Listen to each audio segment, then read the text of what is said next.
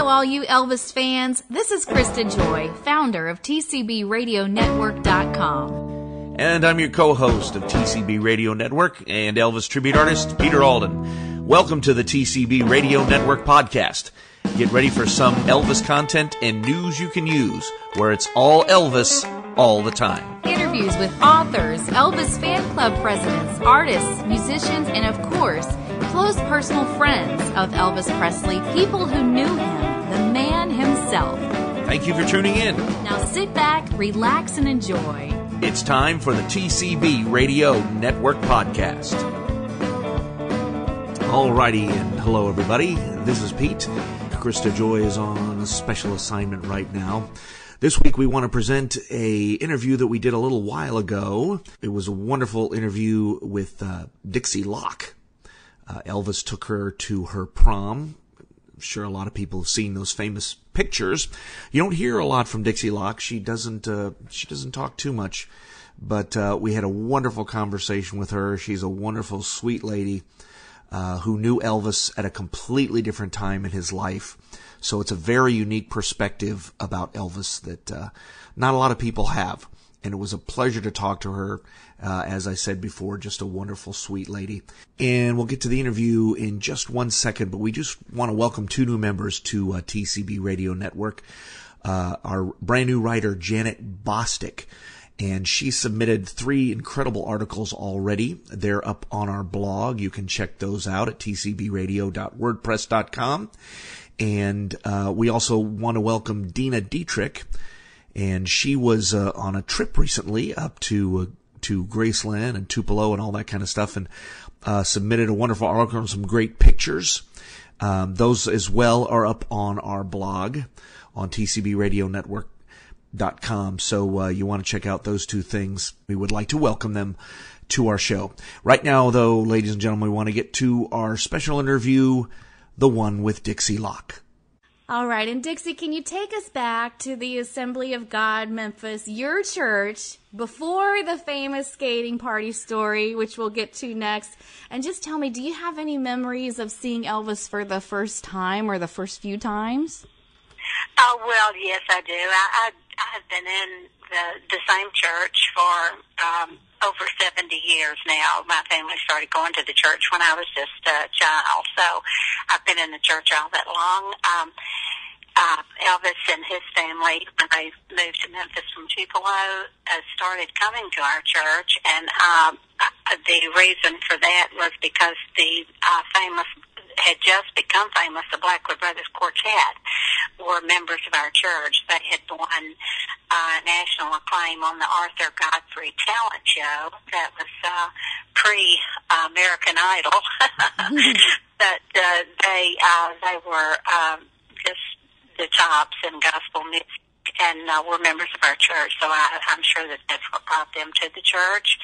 And, of course, I was among just an army of girls who, as soon as they started coming, had our eyes on him. He was so not just handsome, but just different from the rest of the guys in our Sunday school class. So, yes, it was very evident that he was the new guy, and everybody was paying attention to him.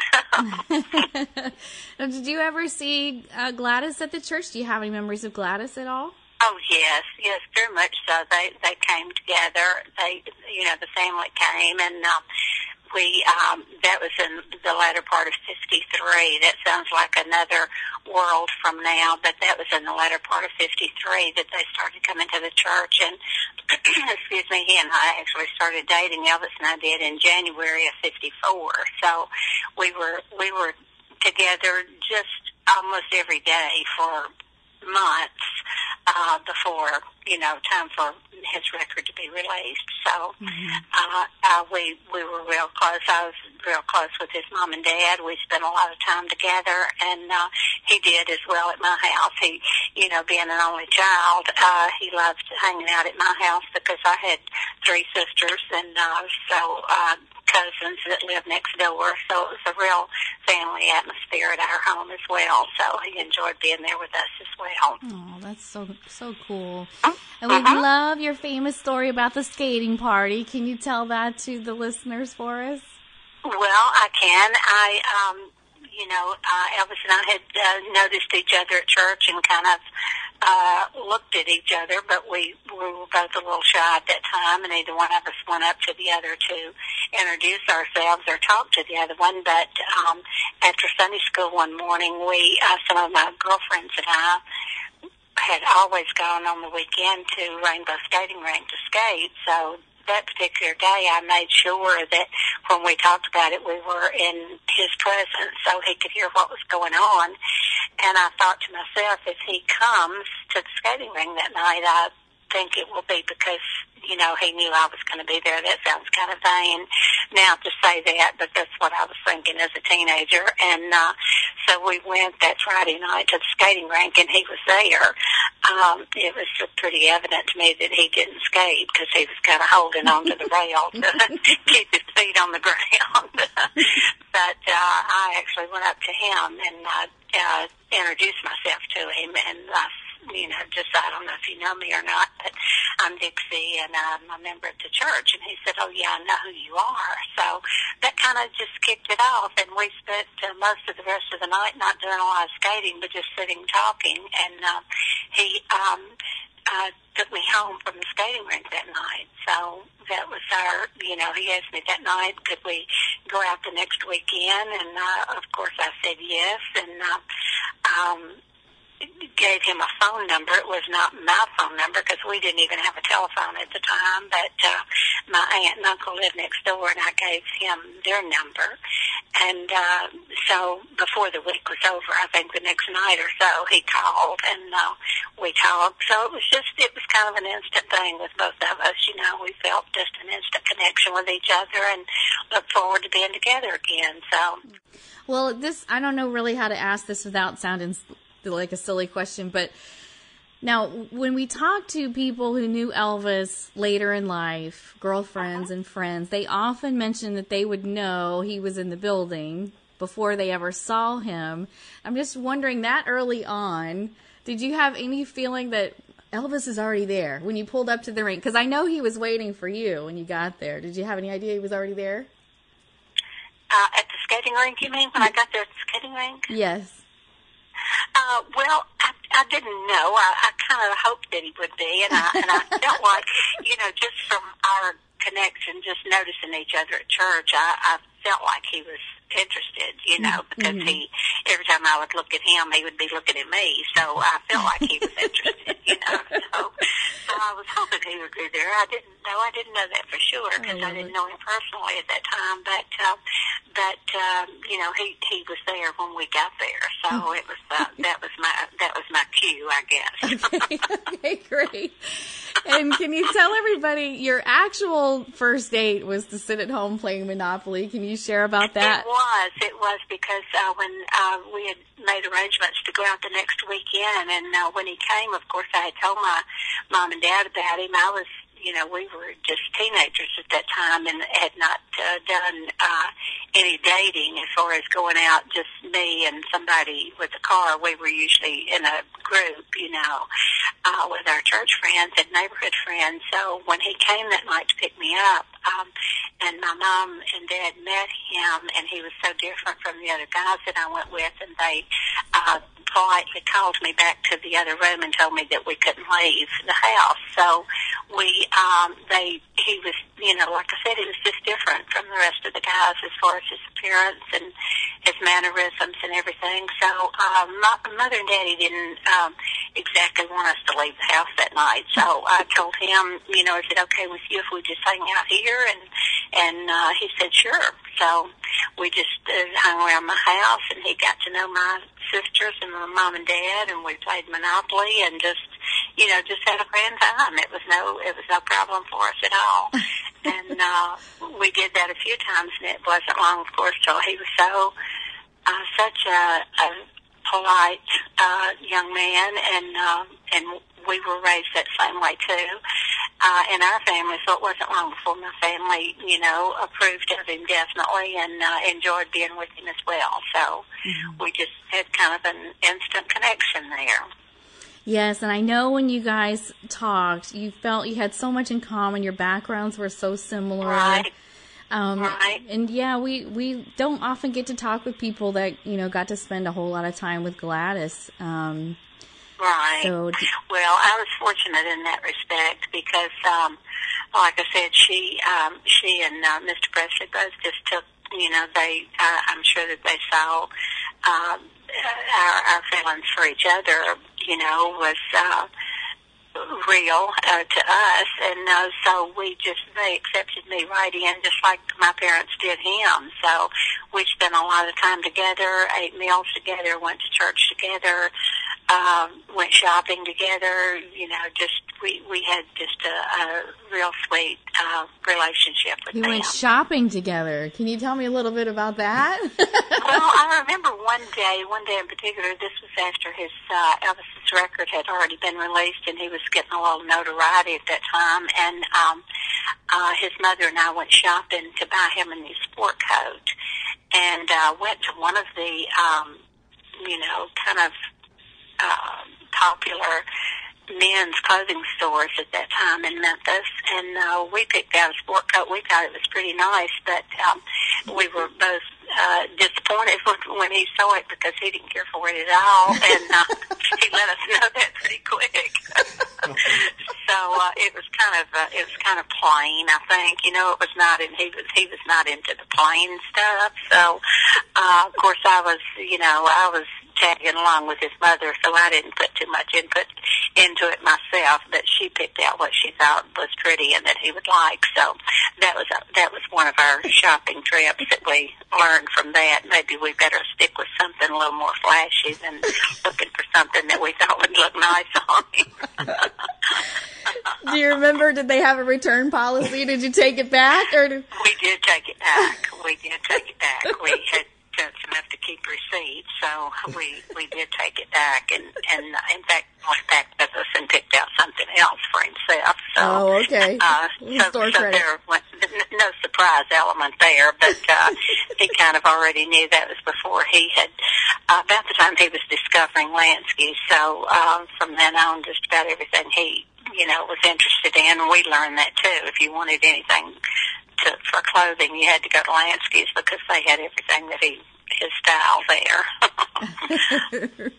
I love it. And then there's a story that he drove all the way back from Louisiana to take you to your prom in Memphis. He did. He sure did. He was traveling quite a bit by that time. This was the next year, actually, at 55.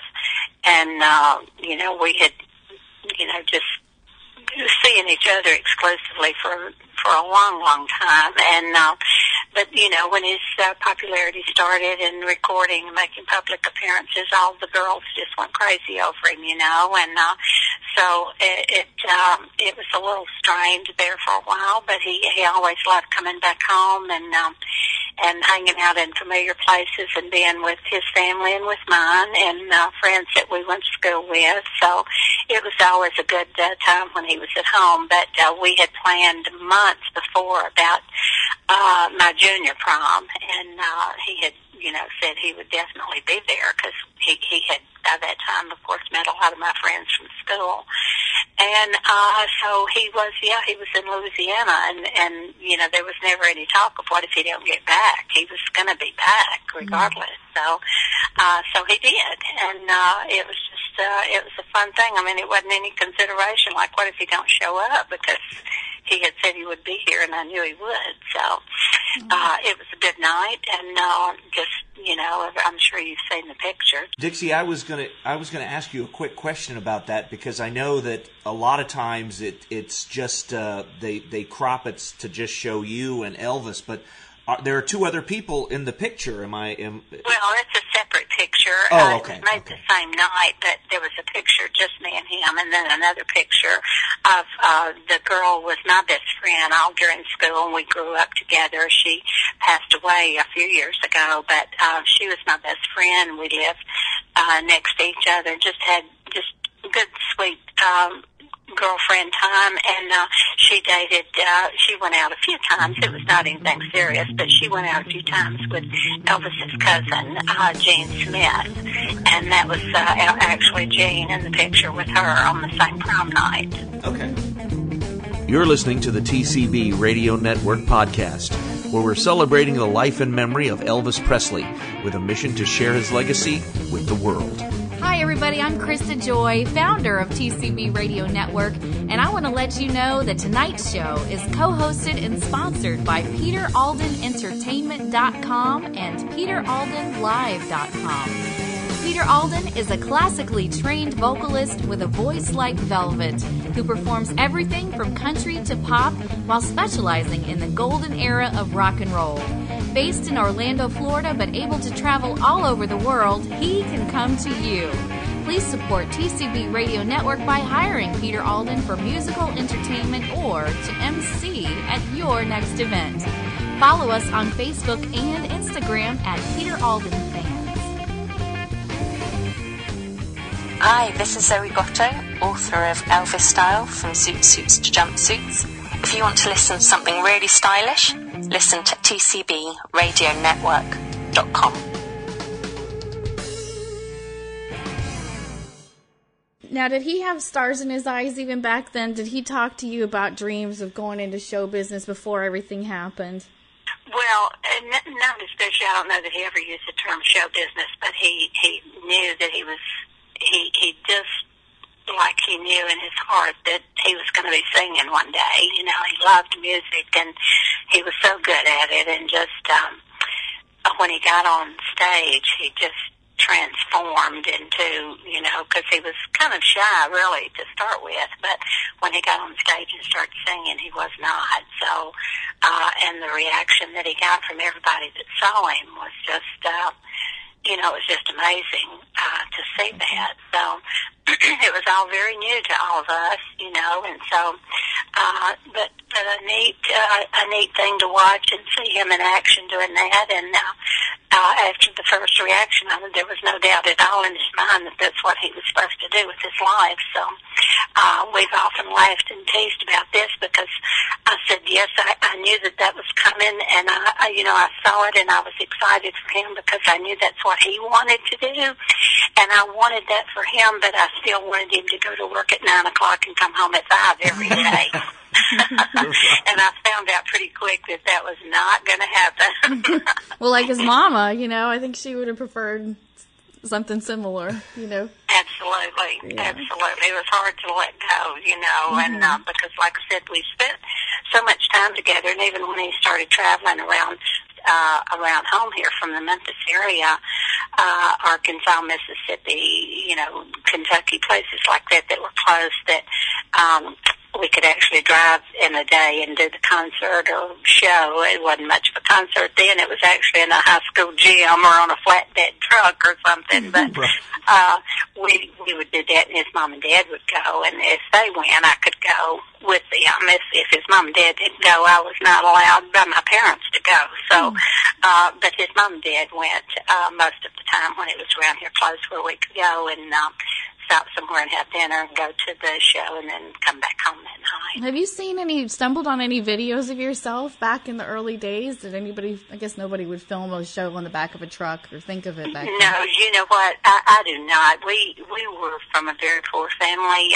My mother was strictly a homemaker to 5 kids, and my dad worked. So we had a very, we didn't feel deprived of anything. We had a very loving family, and taught morals, and loved the being in Sunday school and studying the Word with our friends. So we didn't feel deprived in any way. But a lot of the things that people now, you just think, how can you get by without a cell phone? You know, and we didn't even have a home phone, and didn't have a TV, didn't have a car.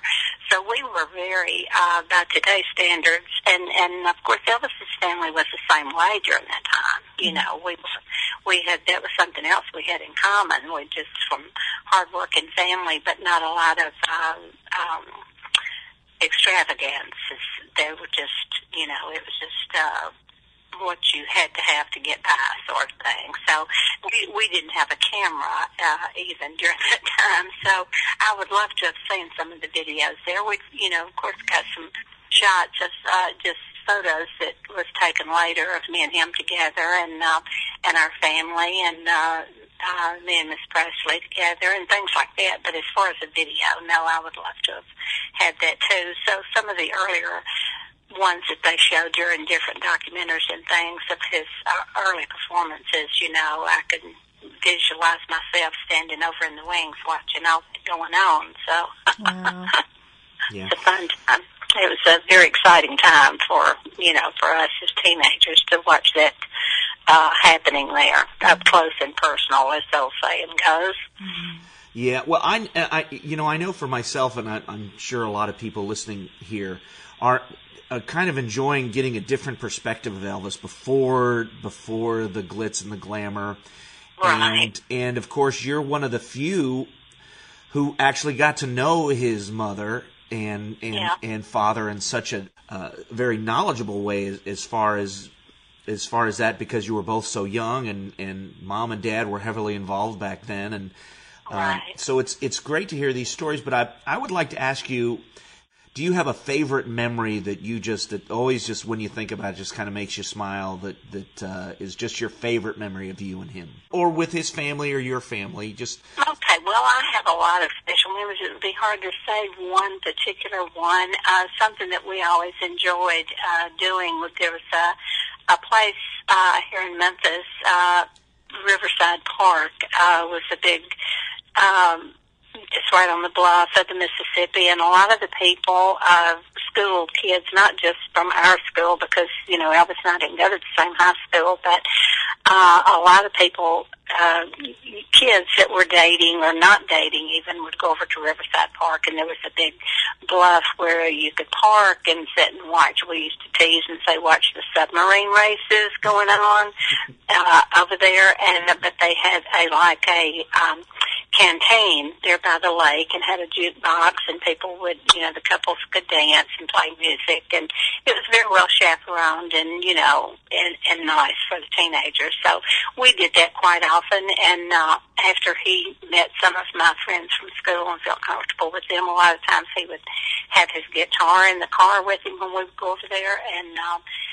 after they realized that he did sing and was serious about it, he would get his guitar out and play and sing, and we'd all just join in. It was like a big sing-along thing. So a lot of my friends felt very at ease with him, and he, of course, got to that feeling as well, too. So that was always a fun time for us. And then about his parents, I guess one thing that sticks out in my mind about that, after he started traveling and would be gone overnight, and then it got to be all week, they were, of course, lonesome for him, and he would call when he could or send telegrams. I got a lot of telegrams from him during that time, but I would go over to his parents' house, and we would eat dinner together, and actually I spent the night there with them a few times, when he was out on the road, just so we could be together. We felt closer, I guess, being together with him not there. So that was a sweet time for me. We just, like I said, I just was as relaxed and comfortable with his parents as I was with mine, because they were so loving and considerate for me. So I have a lot of sweet memories about those days. Did you ever, I know you got married and had children and moved on. Was there any time in the 60s or the 70s where you thought, he's doing a concert close to home, let me go check him out, see how this guy turned out? Did you ever have any feelings like that? No, I did not really. I saw him when his mother died. He called, of course, when his mother died, and I went to her service and went out to Graceland a couple of days and spent some time, not 2 consecutive days, but I went out on two different days and spent time with him and talking about old times and sweet memories. And we, at that time I married shortly after that, so my husband and I in November of this year will celebrate our 58th wedding anniversary. So Congratulations. Wow. Yeah, thank you. So we had just a sweet relationship, and real but we both realized, having grown up the way we did in a Christian home, pretty soon after the movies and in the Hollywood and all that started, we both realized that, plans and dreams that we had thought were going to happen, we realized that was not going to happen for us. Because of the different lifestyles at that time, like being raised in an old Southern Christian home, that was just not to be part of my lifestyle. So we both realized that, and it was hard for both of us to realize that, because it was something a change in our plans that we'd been talking about for a couple of years. So, but anyway, we remained close friends and just had the highest respect for each other. And so when he passed away, his dad called me and asked me. We stayed in touch, even when Elvis and I kind of didn't stay in touch after I got married. That was kind of the end of it. But his dad would call me from time to time, but I didn't. I couldn't bring myself to go to the funeral after he passed away. So, just have a lot of sweet memories that I hold on to. Yeah. Well, and let me tell you, this interview is not. We understand that this is how wonderful this is for you to be talking to us. We know for years that you did not do interviews. And I did not. We really appreciate talking to you. But I know there was a magical night somewhere like in 1990 when you spoke with Peter Goralnik, and it kind of changed your feelings about interviews. Will you tell everybody why you didn't do interviews before and why things changed after that? Well, I think... I'm not sure. The first one that I actually did was in '94, and Lisa Gibbons had a show out in Hollywood, and she contacted me. I was working then. My husband was on the Memphis Fire Department, and I actually was on staff for 30 years at the church that we're talking about at First Assembly, where I was raised, and I was the pastor's assistant there in the church for 30 years. So, but my husband had retired in '94, and that shortly after that, we got a call from Lisa Gibbons, and I don't know, how she got in touch with us or what, but they had somehow seen the prom picture, and she was doing a show on people who either dated or knew famous people. So when she first called me, I said, "Oh no, I can't do that. I don't do that." And so she was very insistent, and finally told me, it's not like you would have to do the whole hour, because they had someone on the show who was one of Tom Hanks' professors in college, a girl who dated Garth Brooks, and somebody who dated the Miami Vice, Don Johnson. So it was, you'll just have bits and pieces. So, and they made a very nice offer to fly me and my husband out and put us in a hotel. It was all going to be paid for, but the deciding factor for that for me really was I have a sister in California, and I hadn't seen her in a couple, 3 years. So I said to them, well, if I do that, can I leave and go to my sister's and then come back? So all that was arranged, so that was a deciding factor there.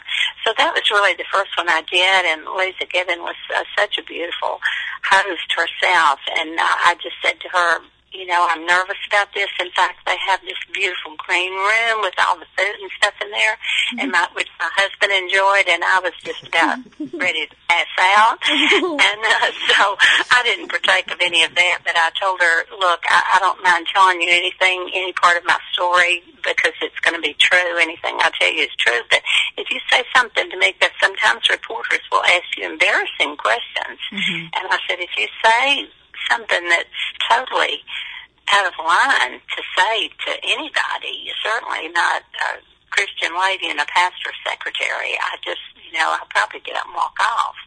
And she said, oh, I promise you I won't do that. So it was very nice. It went very well. And then, but they went to break, and when they came back after the break, Lisa says, well, Dixie, I have to ask you this. And I thought, oh, no, here it comes, And she said, people in the audience wanted to ask this question, was he a good kisser? So, So I said, well, yeah, I can answer that truthfully. He was. So that wasn't too embarrassing for me. So that was really my first interview that I did. And I think Peter saw that interview, and when he started on the book, The Last Train to Memphis, he contacted me, and I wasn't sure about that really, but I did a little research on him myself, and he, when he was in Memphis, he actually came to the church, and that was the only time we ever met, really. He came to the church, and I would meet with him during my lunchtime and talk with him, so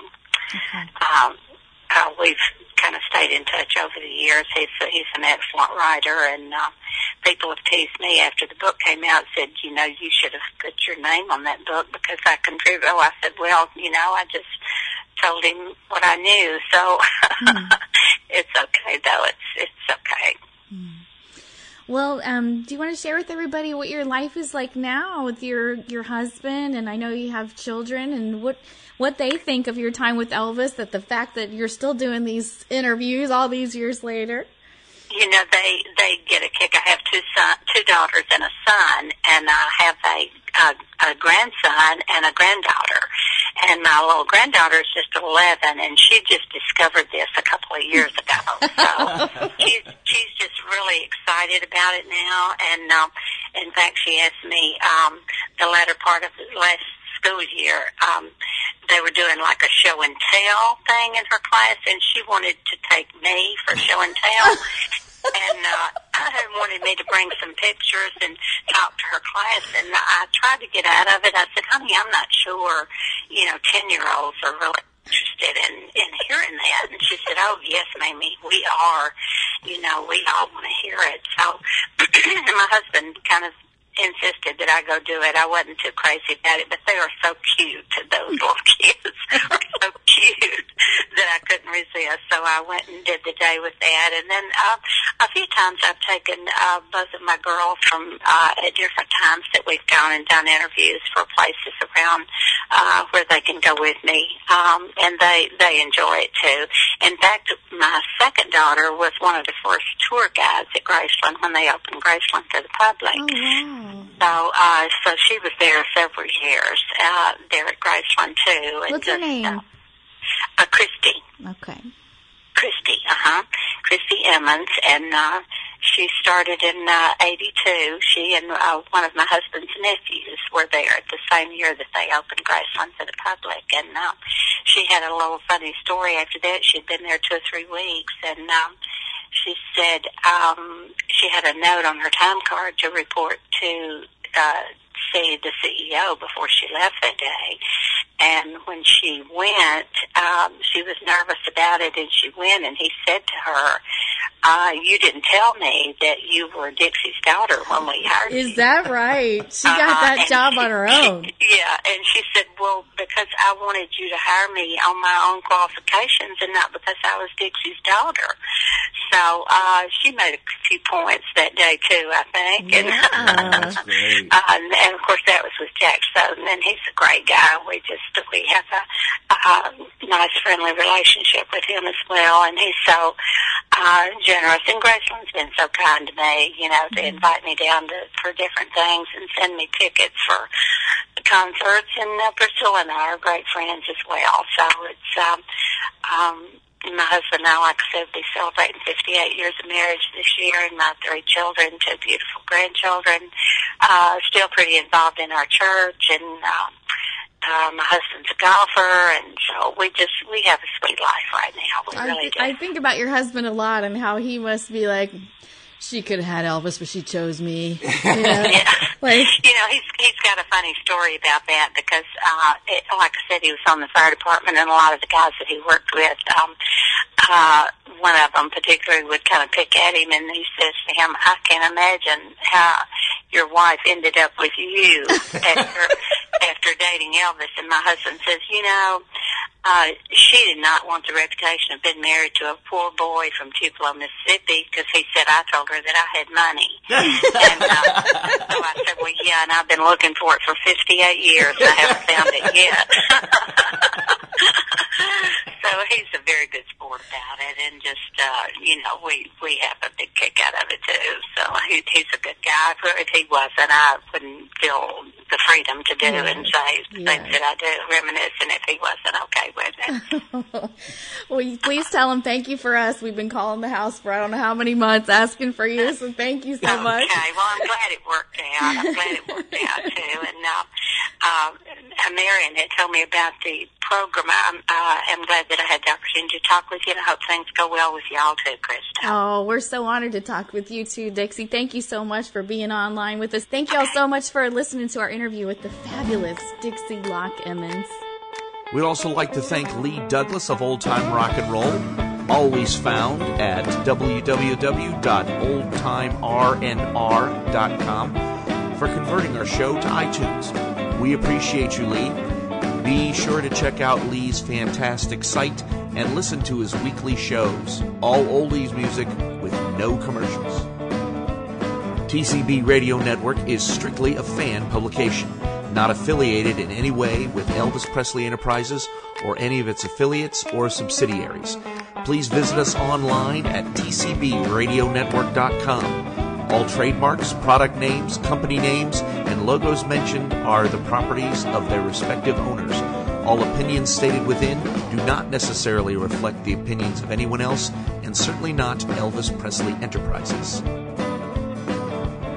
Still the King, our theme song for TCB Radio Network podcast, was written by Shane Douglas, produced by Terry Fullwider at Blue Spot Studios, and performed by Peter Alden and his band Crown Electric Company, featuring David Fontana, son of Elvis Presley's original drummer DJ Fontana, on drums. And Elvis Presley is still the king. Well, he's still the king. That's all right. Man, he sure could sing. That's all right. Still the